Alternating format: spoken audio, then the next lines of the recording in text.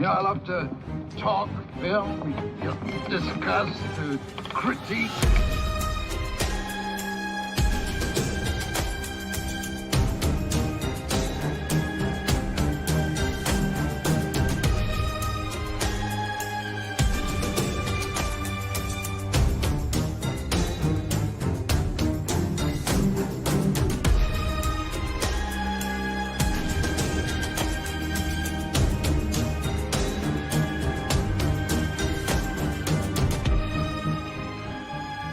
The box.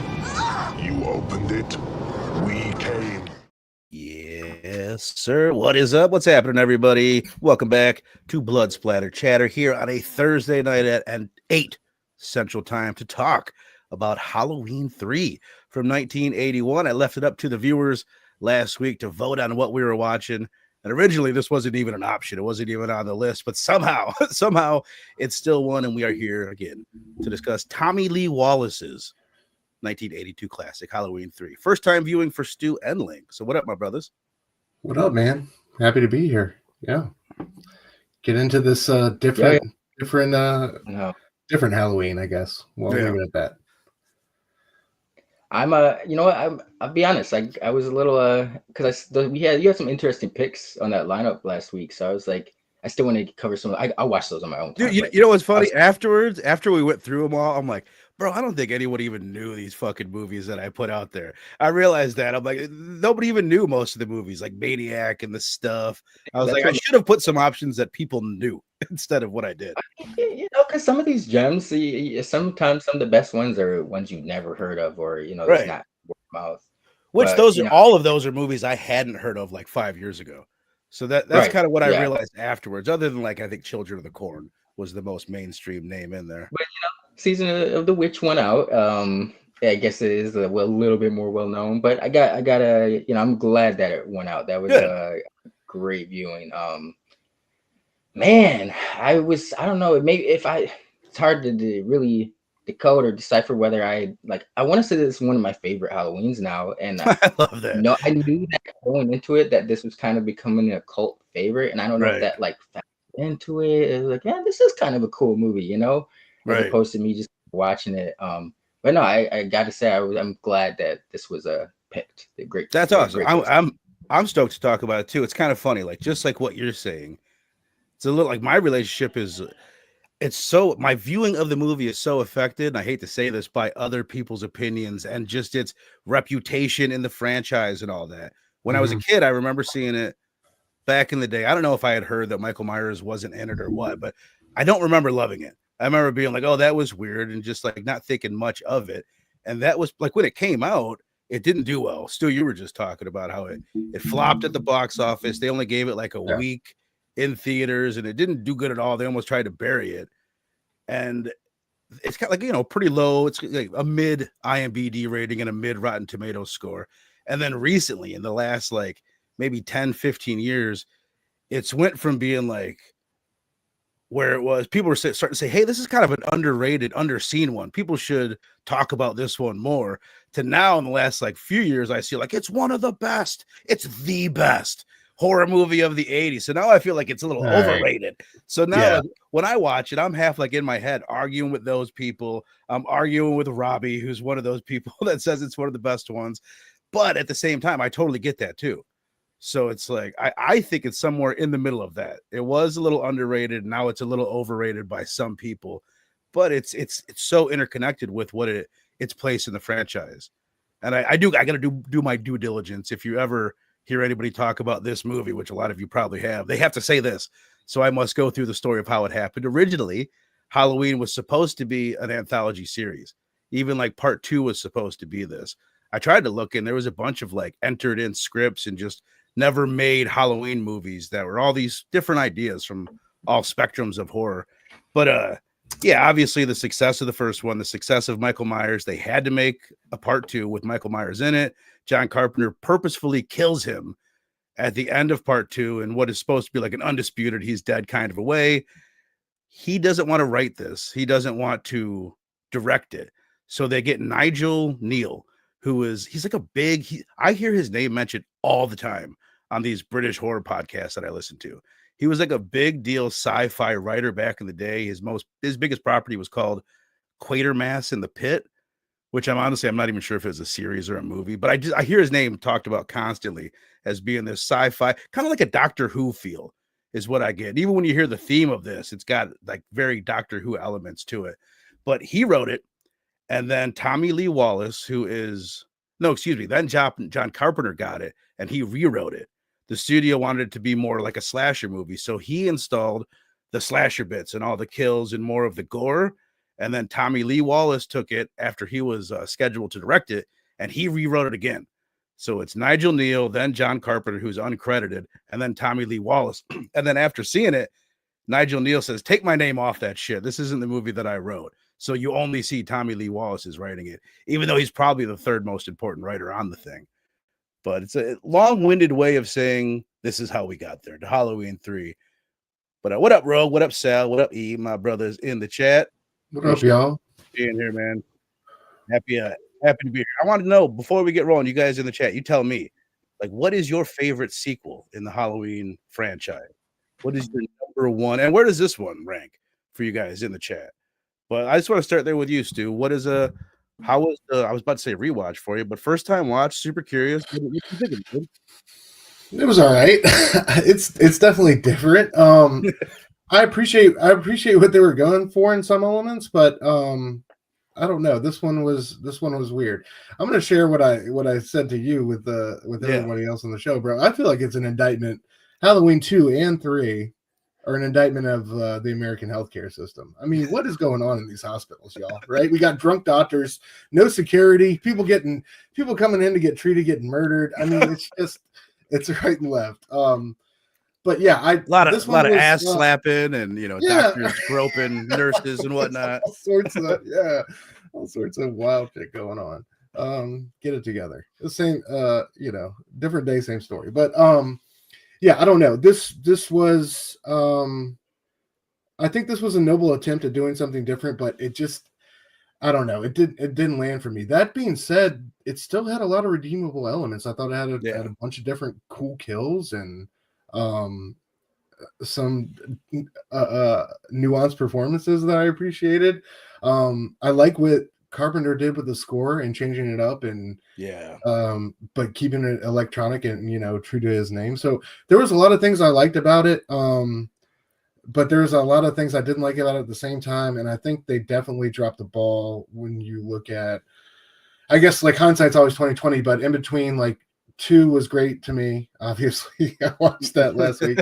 And 4, I think 4 for me is like really one of the stronger Halloween films. I really love that one. Now, again, I haven't, as I said last week, I haven't seen the whole every single film, but I don't know, man. I think I really like the idea of an anthology Halloween horror series, and I like how they tried to maintain that aesthetic, but I don't know. I think the story could have been better. I think it could have been sharper, but I still think there were still some impressive things about this film. But I think overall it was a little bit of a miss for me. Right, and I totally feel that. Like, it's so weird because there's so many elements of it that I love, like the Halloweeniness of it. Like, it's one, you know what I mean? It's like, it's one of the better, just like really heavily Halloween themed horror movies out there. Yeah. And the fact quick, dude. Yeah. Like, the opening credits on all the Halloween films do such a great job in establishing that. Like, whether even the electronic pumpkin version thing of this, like, I love the opening credits on all these films and how they really put you in that world. I love this one. I could see people not liking it because it's not like so different than the other ones. But like with the score, like the way they're doing that, like, I don't know, I fucking dig it. Like, I love the shit, and it is. It's like, yes, it's a pumpkin, so it is the same thing, but it's more like the sci-fi new age twist on it. It really does, like, especially when it, like, how it ties into the story later. It's cool, right? Something else you reminded me of, just like, it wasn't just the plan to like make it an anthology series, but it was to have sequels from the anthologies. So you could revisit Michael Myers, you could revisit Season of the Witch and this idea. And like, I don't know how they would have named that, Halloween 7, Season of the Witch 2, or whatever. Yeah. But that was the idea. Like, I could have seen it, saw it like kind of branching out like that. And they've talked about it. Like, it gets talked about every now and then, like doing that, continuing with it with the Halloween like branding or whatever. But Steph, you seem like you're pretty high on it, man. I'm excited to hear what your thoughts are. Oh no, yeah. First time watch, I loved it, man. I like the more bold attempts that, you know, for better or for worse. It's, you know, sometimes it lands, but it's like at least you did it. And in this case, I feel like for me, it did land. You know, that was kind of a risk to take a departure from Michael Myers at the time, who was totally relative. Well, I don't know really how. I mean, I gotta assume he was, you know, somewhat huge around that time. So that's what I'm saying. I would assume he was huge, but not huge enough to keep him from doing it. Right. You know what I mean? Right. Like, so he's like not what he is now, because they probably wouldn't do it now. They haven't done it since. But when was the first Halloween? 78 and then 81 for 2, and then this was 83. And that was the other thing. So You were going to be able to work on multiple projects at the same time, so there would always be a Halloween movie to come out every year on Halloween. And that was the plan. Kind of would have done with that. Everybody kind of does, right? Like, I wish they just do them both. Still do that, and then just make Michael Myers Part 4. Yeah, or, you know what I mean? Yeah.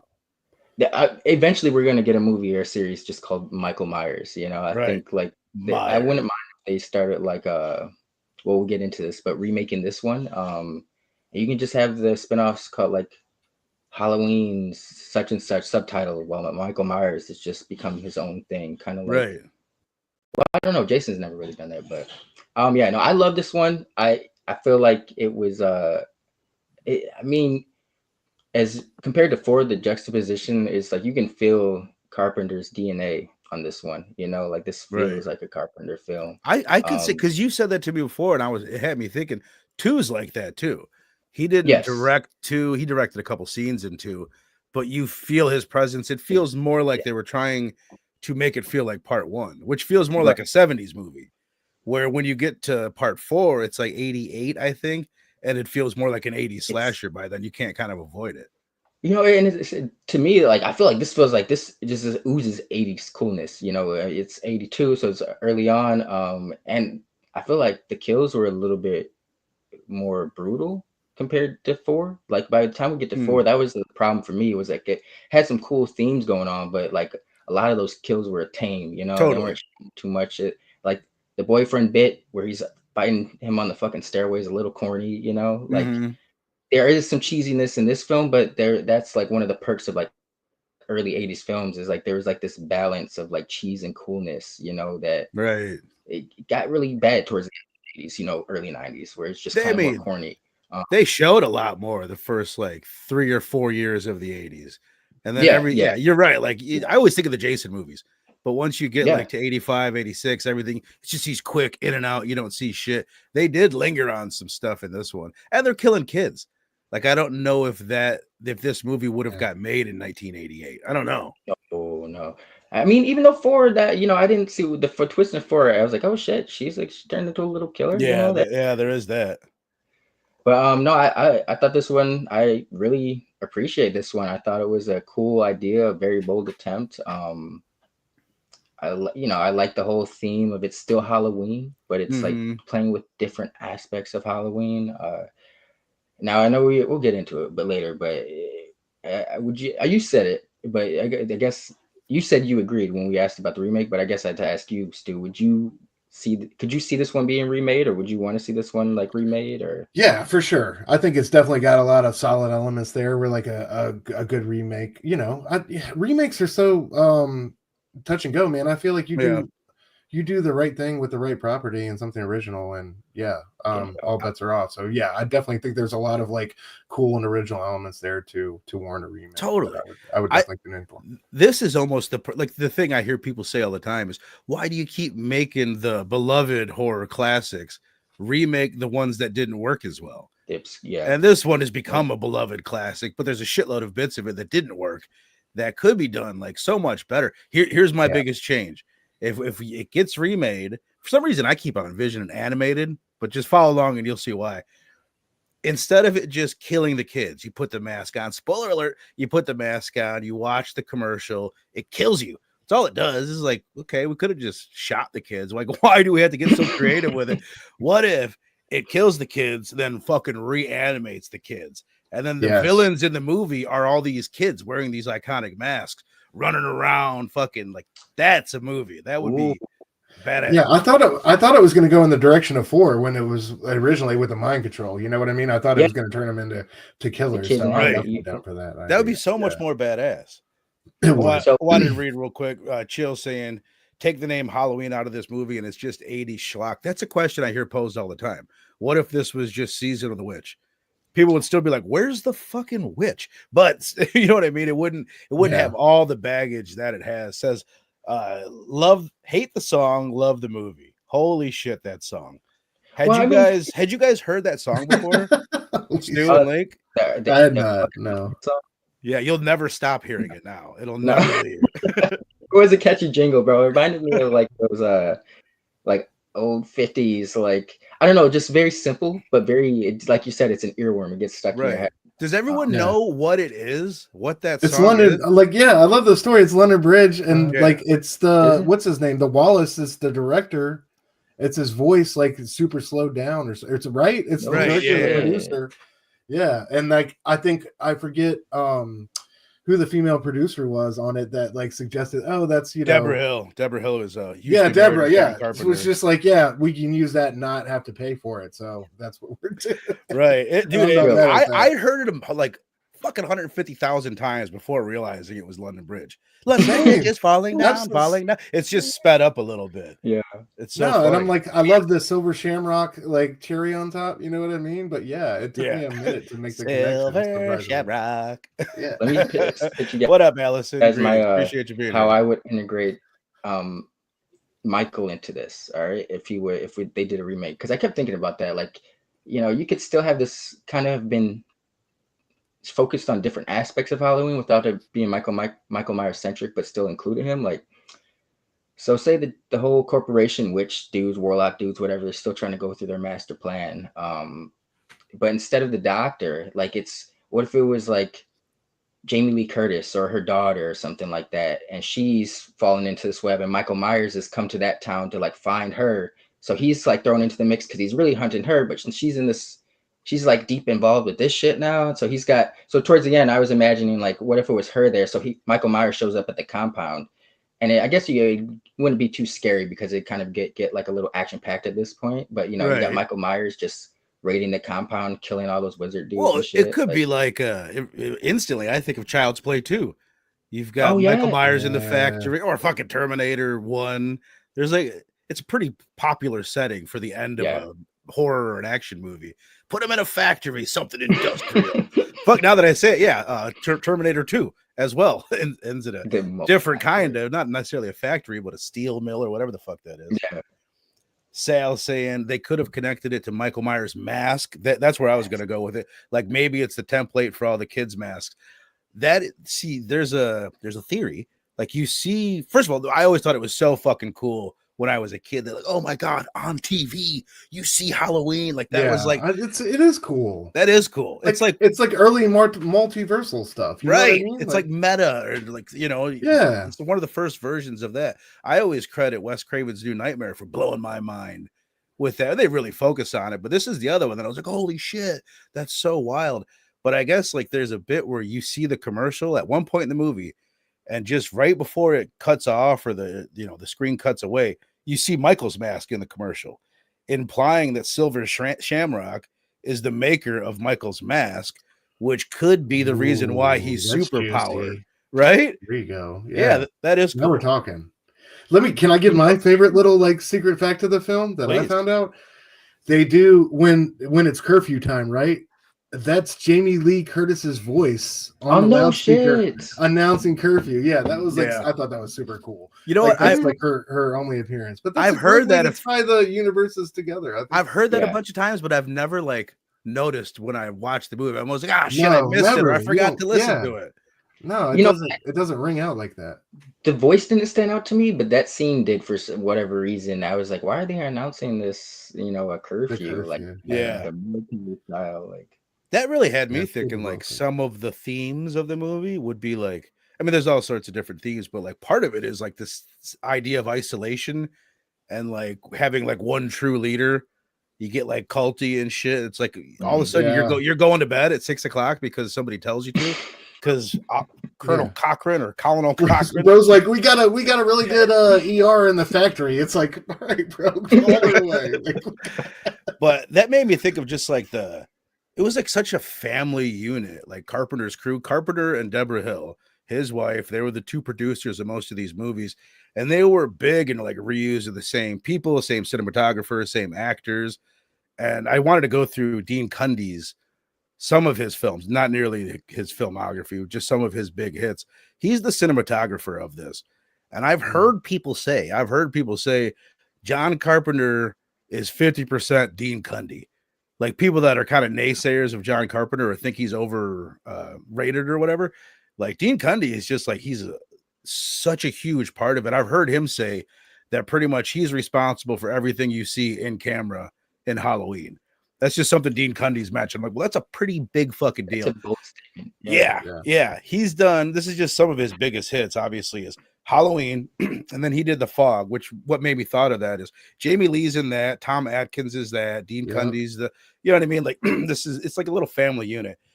Dean Cundy, he shot The Thing. He did Escape from New York. He did a little trilogy known as the Back to the Future trilogy and a little 90s flick known as Jurassic Park. Just to name.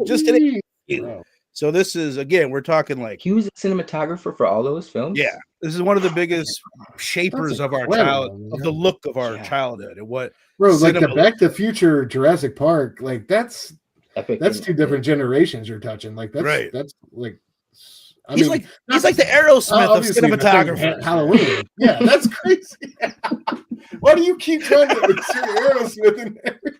Hey man, there's not many people like him. But I just mentioned Tom Atkins, who this is a guy. Before I got deeper into horror, like what I mainly knew Tom Atkins was from Lethal Weapon 1. He's the guy that gets shot through the window by the helicopter. By Gary Busey, like he's that guy in Lethal Weapon 1, but he did The Fog, as I mentioned. He plays a part in Escape from New York. He shows up in Night of the Creeps, and I feel like there's another big one that I'm missing. But like I remember the first time I saw, I think it was The Fog when I saw him first, like in a starring role. I'm like, who's dick to this guy? So who's this fucking ugly guy? Who's this ugly ass guy in the lead of this movie banging all these chicks? Like was that like a contractual thing? Because I swear to God, I'm watching this whole movie. I'm like, I'm looking at this dude. I'm like, he is not an attractive man, you know? And like, maybe it's the stash that gives him the sauce, but man's had sauce throughout the whole movie. Like every chick he interacted with, he was like lightly flirting with or throwing his arm around him. And you know, there was a distinct difference between like the drunk doctor in Halloween 2 and the drunk doctor here. You know what I mean? Like bro had, like Link said, bro had all the swag. Like it was insane. He was a drunk deadbeat, but like I would still want to have a beer with the guy. I don't know. You know what I mean? I'd be his wingman. In The Fog, he randomly he picks up Jamie Lee Curtis. She's hitchhiking. He bangs her within like 5 minutes in the movie. And in this, he just meets this crazy hot chick. He bangs her right away. Did you guys get the feel? Because they're like, all right, we're on this mystery together. We're going to go figure out this shit. Like they go, all right, we got to find the factory. All right, there's the factory. Let's go to it. And he's like, well, hold on. Let's stop with it. Let's go to this hotel. We need somewhere where we can at least fucking think. Talk. It's like you're in the car. Talk now and go there. And then she's like, okay, I'm ready to go. He's like, well, hold on. Let's have a drink first. Like, let's just sleep here. It's like, is he trying to I'm here to solve the murder of my father. Let's go. He's like, hold on. Let's have a drink and think about just rush it. And then, dude, she packed the fucking lingerie. Like that's in that's in your suitcase after you're like. Well, if you're with a sexy doctor. You know, and then do it, and the girl from next door blows her face off with the laser. The chick is like, "Let's go check it out." He's like, "Forget about it. Don't worry about it." That's any guy would, but you know. I love the age difference finally comes to light in the sex scene. He's like, "Aren't you tired?" She's like, "No, motherfucker, I'm 23." You know, I looked into that. He was like 47, 48, and she was like 22, 23. And he was like straight up dad age. Like it stood out to me in this movie though, because it's crazy. I guess that was like a big thing like around that time, because in Jurassic Park, what's his face, Sam Neill is like 30 years older than like Laura Dern, and I did not as a kid, I did not pick up on that, you know, like at all, that there was a drastic age difference. But in this one, I did. I was like, Jesus Christ, bro! Like Stu said, he's definitely daddy age. Yeah. The best line of the whole thing, he's like, well, where do you want to sleep, doctor? He's like, that's a dumb question, bitch. Yeah. He doesn't call her bitch, but he might as well have. It's like, what a kind of a pickup line is that? That's a dumb question.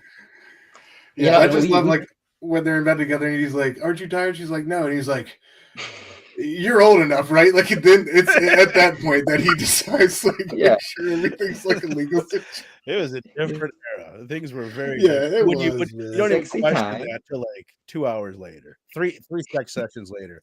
Allison Joy, greetings by the way, says a friend went into town in California where they filmed the Silver Shamrock family about 10 years ago. It's still creepy. That's badass. Oh shit. She'll say Tom seems like he should be a bad guy.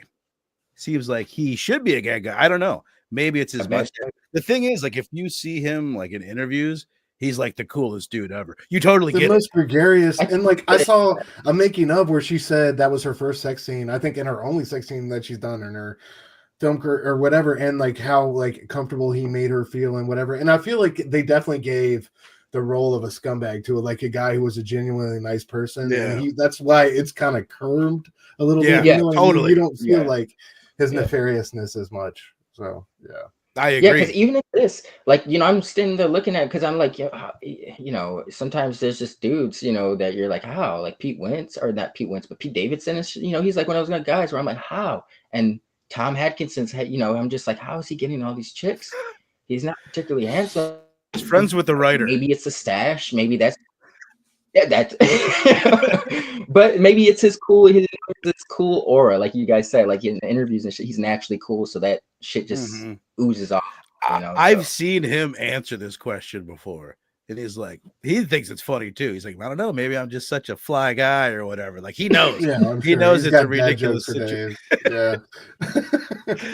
What's Allison saying? She says, okay, so I'm not sure who he is attracted to men, and I don't want to assume, but I'd throw a little something from Tom Atkins. I'm with it. I'm not mad at you. Obviously, like said, the man's got style. Yeah, like he's not handsome, but he's got something to him. You know, he's got an aura to him. So you got to rock with that. Dude, I'm hesitant to even say this, but you guys, it's a fucking weird thing to say.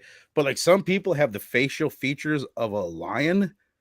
And from you get that, I gotta look at him and I'm just like roar. No, dude, there's something very lioness about him. It's more. I was like, he does. I was like, bro, what up, Kenneth? Oh, caca. I was like, you need a full beard on that face, bro. Like he's like a luscious mane. Yeah. Oh, Chill says, sadly, number of age doesn't matter in Hollywood. Only number of money. You fucking nailed it. No joke there. I don't know, like as far as for me, it's got a banger opening, the movie. Like undoubtedly, like banger opening, really, like it's pretty interesting mystery that's being set up. And then the dude lighting himself on fire. It's like, whoa. You're like, what's going on? I love the car crush kill too. It's like okay, but like fun at the same time, you know what I mean? Like, totally. That car was like 2 miles an hour, bro. Really? But at the same time, it's like, I appreciate the sound effects. And did you guys think there was something kind of homoerotic going on when they ripped that dude's head off? And there's like they take the guy and they put him down on his knees. Oh, and then the other guy like, steps right up into his face, and then they rip his head off. It's like, what were you about to do? I feel like you had a different plan. Yeah, the robots are getting progressive out here, bro. You know what it was? Because he did the handlebar style, you know, and that, you know, could definitely lead us into some very directions. But it was a loaded visual. There's a loaded visual. That's a good way to put it. And that was homeboy who played Mike Myers in Halloween 2, right? That did the ripping. Who was it? No, I think like the guy who was the android. I forget his name. I don't know. The guy that ripped the head off, he was the one who played Mike Myers in Halloween 2, I believe. Oh, okay. Was no, he? I hadn't heard that. What? No, that's See, cool. that's why I appreciate this movie so much more. Like the Jamie Lee Curtis voice connection, that connection. Yeah, they like, use you know, a bunch of the same cast and crew. Yeah, Well, dope. I yeah, respect that. the look of it, the feel, but like the music, like I loved. First of all, the music is fucking banger. There's some bits that I find annoying where they're trying to like ding ding ding ding, but for the most part, like it's fire fucking music. Love it. Yeah, And I love the way that they, first of all, they kind of what am I trying to incorporate the Halloween theme from the original when they are playing it on TV. But then there's another bit where it's just like it's a bit that's in one of the main Halloween themes. It's like dung dung dung. It's just like really repetitive, and then it's just lower dung dung dung. And that is part of one of the big Halloween themes. It's just like really stripped down and bare bones version of it. But like I love the way it makes it part of the franchise and like fit in that way. It's cool as shit. I will say that in particular, the music really like I thought it was great the first time, but like second time around, I was really noticing how he incorporated was incorporated into the movie, and like in particular, like the scene, you know, the opening scene with the doctor, the hospital, the dude. That was dope as shit, by the way, where he like snaps the little bridge right there. And you see the crane. That was great. But you know, the music, it's slowly, it's doing that little, it's like, you know, ding, slow in the background, but it's like as shit ramps up and like, you know, he's chasing the dude down the hallway, like the music starts picking up and shit. Then by the time he's like doing the self-immolation in the car, you know, it's like it hit like a nice little peak, I guess. Crescendo. If you want to sound France. Yeah, no, the music's a banger. I think a lot of people would argue it's one of Carpenter's best scores, and that's all he had to do on the movie. It's not like he had a lot of shit to do. And this took place. Oh, what I was gonna say before is like there's bits in the movie where I feel like it's slow. Like in the middle chunk of the movie is where it is the slowest for me, and there's parts of it that remind me of Escape from New York, made by Carpenter, shot by Dean Cundey, where in that there's a lot of like sneaking around. You know what I mean? And this, like, there's bits of it. These are the bits that it's like maybe this was cooler in 1982. Like Tom Atkins sneaking around doing like the secret agent spy guy shit. Some of that gets a little bit boring to me, although it is funny as shit when he's like, like when the car drives by. He goes up to one point and he like kicks a hole in this TV and it's like the physics don't add up. You would have knocked yourself over or whatever. And then right after he takes his mask off and he flings it up and it lands on the camera right away. It's like, who is this doctor? Who is this fucking doctor?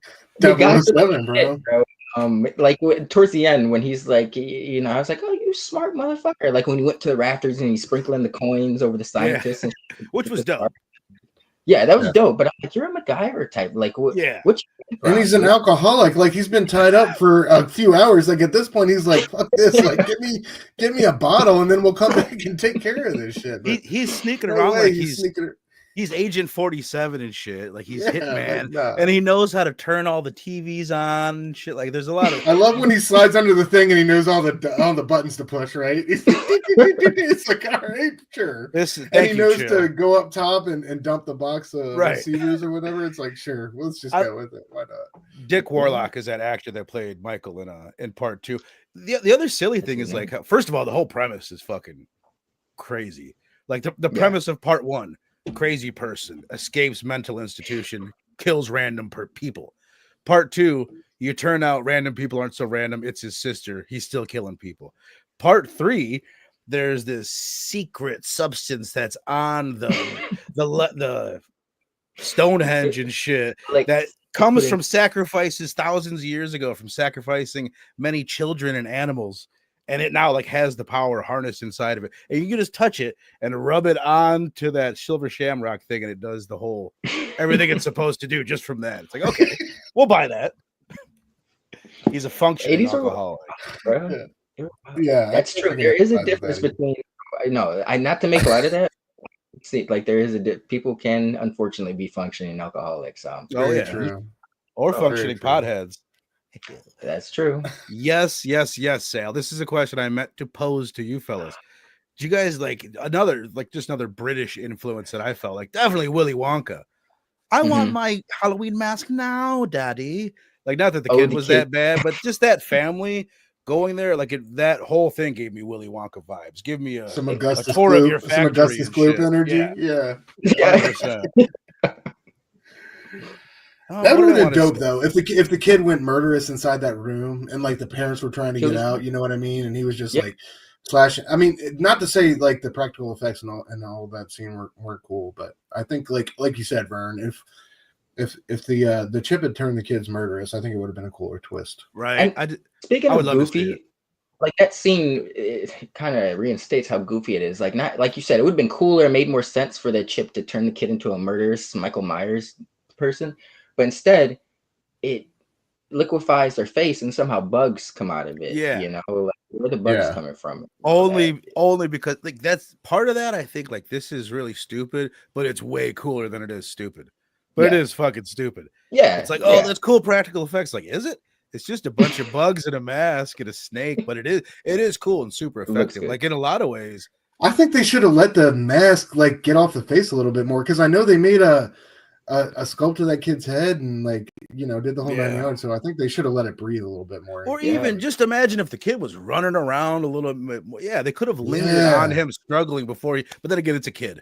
And maybe that's what they're thinking. They didn't want to go too hard with that aspect of it. Because the motel scene, the face, that was my favorite kill. I don't know about y'all, but like the whole practical effects and how that was set up, that just looks so gnarly. And then the spider crawling out the end, I was like, fuck yeah, dude, let's go. Yeah, I was like, this is cool. I was talking about this to my wife, and again, this is something I think I might give a shit about this more than a lot of people, but could you consider this a slasher movie? Like, you guys in the chat, what do you think? Is this a slasher, or is it just maybe have slasher elements to it? Because there's way more than that. It's a folk horror. It's a lot. It's a sci-fi horror. It's a lot of different cult shit. Evidently, it's a witch movie. I wouldn't say it. Maybe I would say that it's got slasher elements, but I wouldn't classify it as a slasher. Like, because like you said, it's definitely more folk sci-fi hybrid. Like you know, if they were to remake this, I know I'm stuck on that. I would, instead of having them be androids, have it be like a cult of people. You know, that are back. That reminds me of another silly thing. We've got this doctor that it's hard to tell like how long she's been working on this shit, because it's like it's October 23rd, then it's October 27th, and then it's Halloween like really quickly. But we've got this doctor that's like working on these supposed human remains, and I feel like it takes her a few days to realize that it's parts. It's right. Washers and springs. Yeah, she came up with that a little bit quicker. I don't know. This washer doesn't look like a human washer. I love the tubs in front of her. It's all like springs and like the most obvious like parts, and she's like, "Oh, I got his metal shavings. Like something ain't right here." You know. She'll say more than. And then like not only she's yet another female at that hospital who's like trying to get with that guy for some godforsaken reason. Yeah, you know I'm like, why are all the women in this hospital like under this guy's fucking Atkins, man? He's just eating their cookies and falling asleep on the couch and letting people get murdered, dude. Like, why are we giving this guy a free pass? What's he say to her? She's like, I was really good at moonlighting, wasn't I? He's like, oh, you were the best. And he goes, do you still have that thing? And she goes, oh yeah. It's like, what is it? What is that thing? So yeah, Chill says more than a slasher. He's saying supernatural sci-fi, not really slasher. The only reason I bring it up is because I feel like if this movie hadn't been made in 1982, if it had been made before Friday the 13th, or maybe a handful of years later, you wouldn't necessarily have got those kills. Like the way that Nigle Kneale wrote it, you didn't get those kills. Right. So those are just like elements that are that was what was hot at the time. You had to have kills in your horror movie to impress the kids. I gotta have some knife kills specifically for it to be a slasher. I get what you're saying. Am I like being too technical with that restriction? This is something. At least a couple. We are going to study the shit out of this coming up. I've said it before, but like I'm mapping it out, man. And we're going to do this whole thing, the road to Halloween, where we're going to study the slasher and like all the movies that led up to the first slashers. Then we'll be able to debate what is the first slasher. We'll watch Black Christmas. We'll watch Texas Chainsaw. We'll watch all these different things. And then we'll watch Halloween, near Halloween. And then we'll really fucking know. We'll answer all these questions over the next year. We'll be slasher fucking experts. But Sal's saying I was expecting more witches / cult elements to the movie. Bro. So what did we think? Stu, we'll start with you. Like, what did you think of Cochran, who is the dude? He's played some big roles. He's in RoboCop. He's one of the older guys in RoboCop. He's not the main boss, but he's like the one below it. He's not RoboCop's daddy, and he's not the main boss, but he's the other old guy in RoboCop that gets kind of a big role. But he's great. It's fucking weird though. They're weird. What'd you think, Stu?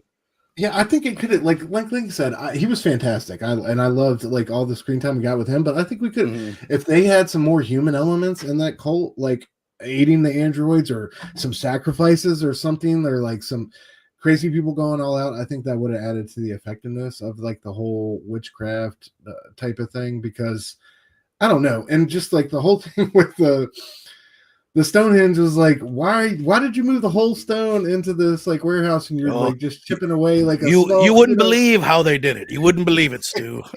So many questions about that, right? But regardless, I think it's cool, and I like the Sam Hain. I liked his little monologue. If I can like cut in. Yes, I learned that is he pronounces it correct. I bet he did Sarwin is how it's Sam Hain. There's no R, there's no W, there's nothing that would indicate a Sar or a Win. Like, so what's the Lord of the Rings character's name? Sauron. Right? Oh, is there Saruman? I don't know, dude. I'm getting them all confused. I feel like I'm mixing 3 different characters. Well, this isn't a character. Sarwin is basically Halloween, I believe. Sam Hain. Right. That's another like way of saying Halloween, the pagan version or whatever. Oh, right. Yeah. So yeah, I love that idea though. And like I said, like that monologue, the bad guy speech he gives him is super dope. And I love the insidiousness of it. Like killing like it doesn't get much more evil than killing kids with mind control and mess on Halloween. So I think there was a lot there. I didn't think they minded as well as they could have, though. Totally. I would say to this. He says, besides the obvious action movie comparisons, I feel like Hot Fuzz was influenced a bunch by this. But honestly, it's been a long time since I've seen Hot Fuzz, but I know what it is, and it's more or less an invasion of the body snatchers type of thing. Which I hesitate to even say this because I've got my facts mixed up. I want to say that this was either shot in the same town that Invasion of the Body Snatchers was shot in, or it's set in the same fictional town. There's Santa Mira is the name of the town. I'm mixing it up, but there was a purposeful connection to these two movies. It's also shot in the same place that The Fog was shot in. There's some locations that are the same as Halloween 2 as well. Like the phone booth, I'm leaving. Like when he calls his wife with a 6-pack, hey, I'm heading out of town for the weekend. Like I'm skipping out on the kids. I got a conference or whatever. That apparently was some scene from Halloween. Here. Parts of this movie were filmed in Sierra Madre, California, which is the site of many horror films, including The Fog, bits of Halloween 1978 and Halloween 2, Invasions of the Body Snatchers, Psycho 3, Return of the Living Dead 2, and more recently, Bird Box. So evidently it's a really popular shooting location in California. That's dope. Hell yeah. No, I want to speak on I didn't really peep the Hot Fuzz and At the End of the World. That have you guys seen that one, At the End of the World, where there's the bar? For sure. But the Hot Fuzz, I can see like it's a small town with this whole elite conspiracy thing going on where almost everyone's. The Hot Fuzz is a little bit more because I feel like when they got to the town in this one, or that specific town, Shamrock Town or whatever, like I don't know if some of those were real people or they were just androids at a certain point. You know, were they all robot? I was wondering that too. Is everybody a robot? The other thing I was wondering is, and I think I know the answer, but I wonder what you think.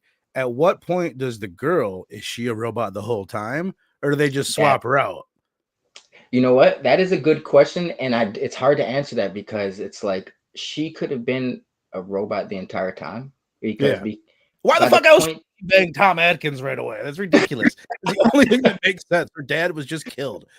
But by the end of the movie, when he's doing the whole coin toss thing and he's rescued her, like we know she's a robot by then. Right. But why did they let him go that far? Like she could have stopped him right there. You know?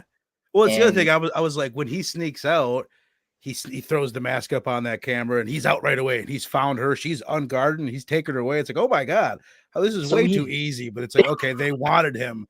But in the process of that, he blew up the factory and killed everybody. which is kind of one of my issues with it. I feel like, I wonder what you guys think, but like, did that happen a little quick? Was it a little too easy for him to kill everybody in the factory? I see, yes, but I feel like they were trying to like balance that with the fact that the message still got out or whatever, their spell or whatnot.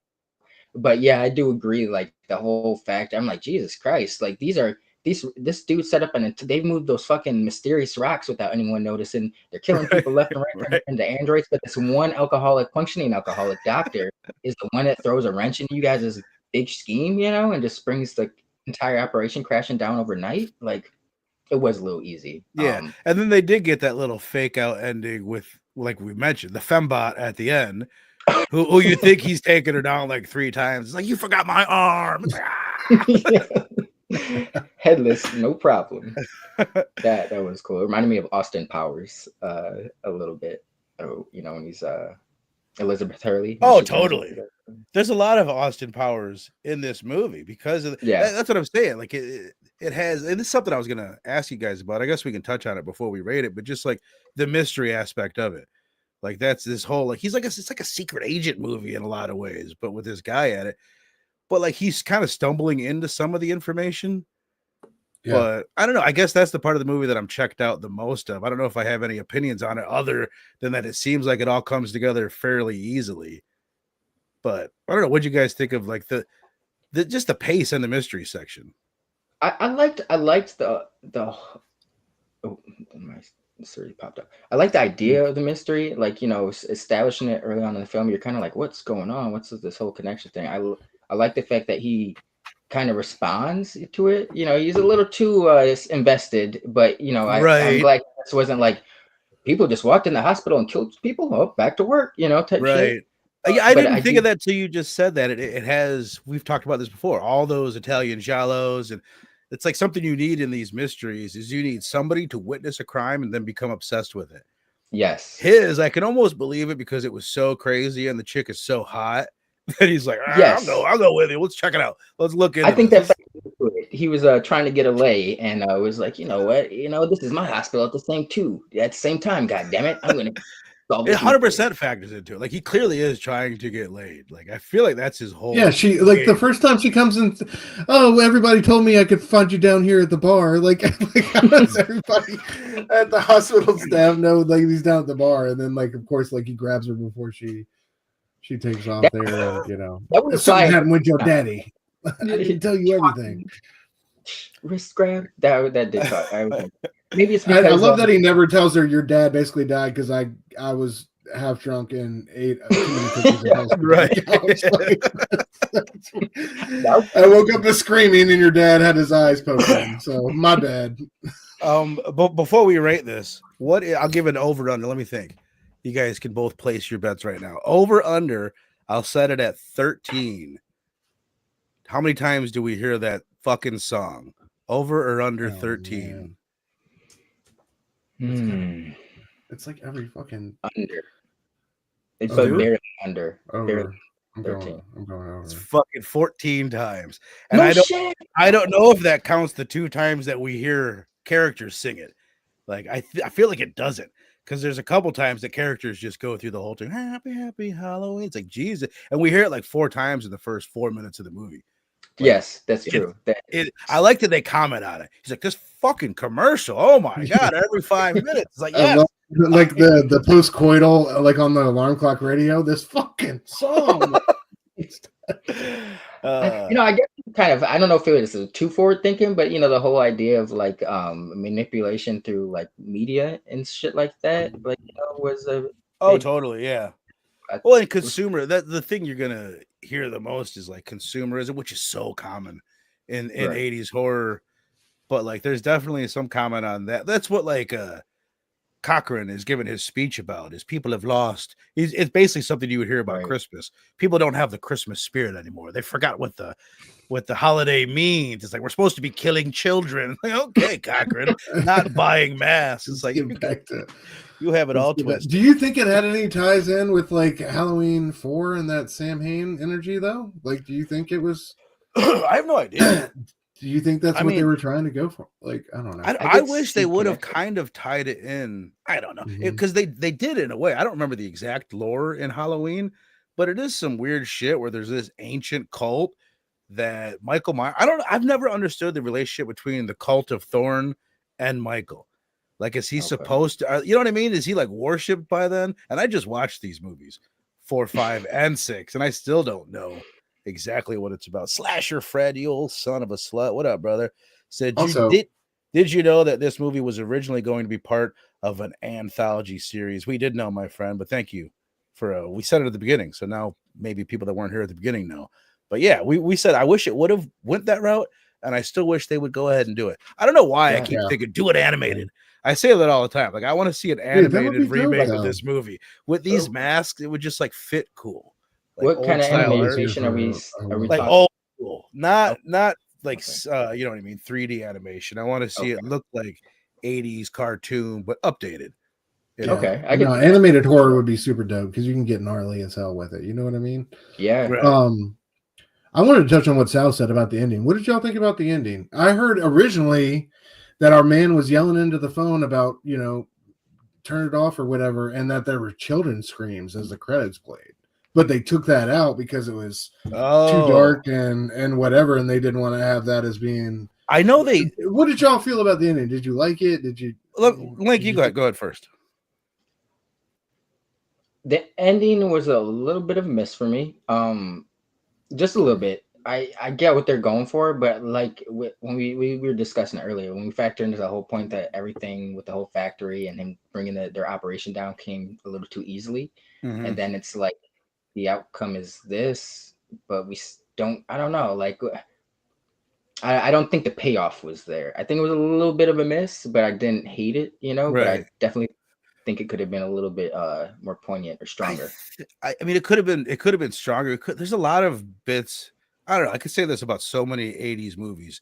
There's moments where if you did the same thing, and we're talking about a legendary cinematographer, so maybe it falls more on the director, but like some things just could have hit harder. Like those same exact things could have hit a little bit harder. As far as that moment, though, I kind of love it because I like a bleak ending. Like I like when things go south and it's like, oh shit, it just ended like that with a bit of a gut punch, but it's still like it could feel more like a gut punch. That's what it is. Yeah, he's like, turn it off. All these kids are gonna die, but at least he could have just reached out and saved the one kid right in front of you. Take his mask off.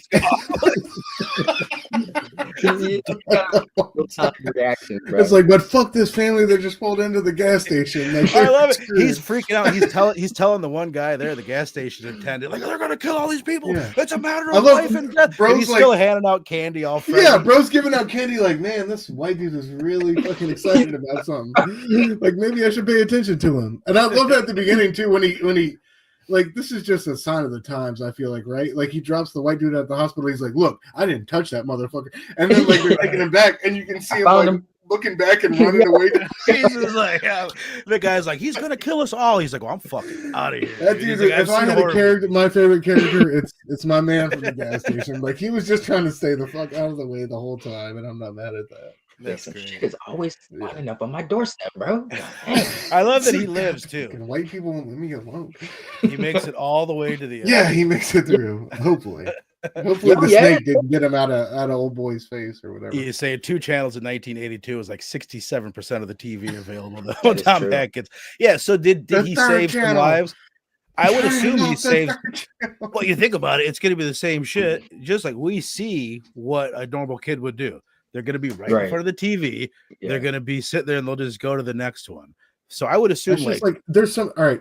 First of all, you get on this phone call. Who are you talking to? What is your authority? What credentials do you have to shut down? Like, in my just because of the ridiculousness of the situation, my favorite way to think about it is there's some guy, underpaid guy in the control booth, right? Like, he shut off the first 2 broadcasts. And he's like, let's fuck with him. Just like, you know what I mean? Let's hedge our bets just in case he's wrong. Let's just leave one of them on so I don't get fired. Oh man, that shit was so ridiculous. It's like, who are you talking to? I kind of love it though. For it's in some ways it's the best part of the movie, but I also don't think it's like one of the more memorable parts of the movie. Those are my favorite things. The bleak ending, the fact that they go for it and they kill the kids, and the Halloweeniness of it all. And then also, like this last time that I watched it, is the so bad it's good moments. It is this doctor slapping this nurse on the ass and like, oh my God, that's a stupid thing to say. Like those are the moments. That's probably the best part of the movie. What do you think I'm sleeping at? God damn it. I saw some like behind the scenes special and they asked Tom Atkins, they're like, what do you think happened at the end? He's like, I think they all made it. He's like, but that's me. I'm an optimist. He's like, my wife would tell me I'm an idiot and that they all died. But he didn't know, I guess, how the movie ended until he saw it in the theater because they had shot a few different ways and it was going to go down. So he was kind of surprised by the end. Oh wow. I think you said it perfectly. Where I didn't hate it, but I feel like that it could have been more of a gut punch. Like it could have had more of a like, oh fuck, like right. It's like they didn't want to go for it. They could have really made it. They could have made this The Mist 1982. Yes. Where you're like, oh my God. Yes. But instead you're like, oh God, the fucking kids died. It's the wrong attitude to have. It shouldn't have this kind of vibe. Chill saying, I love Tom. He gave me hopes again. All I need is a mustache and I can get laid as an old man. 4.5. I don't know if that's just for Tom or if that's for the movie itself. I'm assuming I think it's the movie, a stash. which leads us into let's go ahead and get up out this bitch. We're gonna rate this thing. I never do it like this, but I should do it. Before we rate it, Sunday. Be here or be not cool. What did I say? 3:45. I think I made some weirdly. I know, Stu. You need to like quit working Sunday, dude. I'm so mad that y'all. All right, so just give me like. I know, obviously, you're gonna review it. The Substance. Yeah, I haven't seen it. Yes, I have not seen it. Okay, I haven't seen either of these. Substance. Yeah. Okay. You haven't seen it? You said no, but I know Link highly recommends Strange Darling. You said this is. Dude, I'm so far. The Substance looks like that heat, man. I'm really excited for that one. Demi Moore, that looks like one of those career reinvigorating type roles. When was the last time you saw her in anything that people were talking about? Like this could be the dude. Thing that one scene where she's smudging her lipstick like that. I'm like, fuck it, I'm in. Yeah, but this will be Sunday at I think 3:45 Central Time. So super excited about that. It'll be me and Missing Link, and then change of plans. It turns out that It turns out that Alien Romulus is actually it's not going to be coming out in time. It's actually dropping next Thursday, which is the day of the review. That's what we were going to do, but we were going to do an Alien double feature with that and A Quiet Place Day One. Instead, I'm like, fuck it. I wanted to get these movies in before Terrifier 3 comes out streaming, so that we can all be on the same page and rate and review that movie together. So Stu, I hope you can make this. I'm so excited, dude. I've never seen the Terrifier. Obviously, I've heard so much about the franchise. So yes, I will definitely be there next Thursday, right? Next Thursday, man. Hell yeah. Terrifier 1 and 2. Very excited about it. Terrifier is on Peacock. Terrifier 2, I feel like it's on Prime. It's out there. I know it's out there. I'm pretty sure it is streaming. So Terrifier 1, 2016. It's like an hour and a half. Pretty much a standard slasher. I think we'll all enjoy that. Terrifier 2, slice out a chunk of time, slice out an afternoon or a full night, because it's like 2 hour and 20 minute, one of the longest slashers in the history of fucking slashers. But I'm very excited for it, man. And then I don't have the right thumbnail for this, but fantastic conversation on Back to the Future on Pop Culture Philosophers. I know Stu was there. I know Fable was there on Monday. And correct me if I'm wrong, but each consecutive week, the next 2 weeks, you guys are doing part 2 and I part tried 3? to sign up for 2 only, and the fucker was like, "You got to do all 3." So that's why I didn't sign up for it. I'm like, bro, I can't do them all. Not Did right you guys after. Try to duck out of 3. I just wanted to do 2. I wanted to be in and out. 2 was mine. 2 was my joint. And he was like, "You got to do all 3." And I was like, "Well, it's been forever since I've seen them all." So I like it though. I like what he's doing because I don't know. I like that strategy too. Like having the same crew go through an experience together. But hell yeah, man, this is one of the best Dean Cundy films of all time. So he's doing part 2 on Monday. This is the wrong slide. This is also the wrong slide, but I forgot to hit you up earlier, Stu. This might be a few weeks ago, but whatever. Tell people what you got going on, brother. Episode 7, so yeah, a little old, but this is from episode 3. But yeah, every Wednesday, 9:30 p.m. me and E breaking down the previous week of comic books, Marvel, DC, and Indies. Check us out. And yeah, man, I'll be on Robbie's channel next Monday night and 9 o'clock for Back to the Future Part 2. And then I can't wait to be back here with y'all for Terrifier 1 and 2. Man, I'm so excited to get it. I'm excited. I was almost afraid that it's such a it's like the franchise these days. It is. If it's not the big franchise, it's the big icon. It's the big horror icon. Right. So I'm excited for you to see him, and I'm excited for us to all get on the same page and be prepared for part 3 coming out. Hopefully it's streaming, so it's got to be streaming sometime before Christmas, and we'll get it in. Yeah. But if they don't have it streamed by Christmas, bro, like terrible missed opportunity in marketing. If they didn't, they fucked up big time. But again, Dr. Doom's fan club on YouTube, and then the other, you guys go back and forth each week. So the other place is nine panel grid. Yep, so go check that out. And again, missing link will be with me 3:45 this Sunday for Strange Darling, Terrifier 1 and 2. So you got 4 movies you guys need to watch, not 8, just 4. So go out there, check them out. I appreciate the shit out of all you guys, and we'll see you next time. You have to talk, film, discuss, to critique.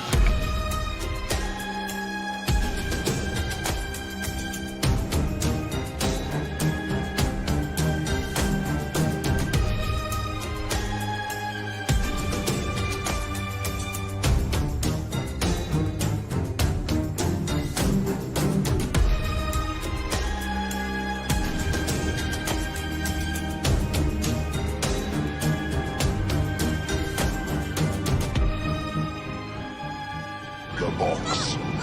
You opened it. We came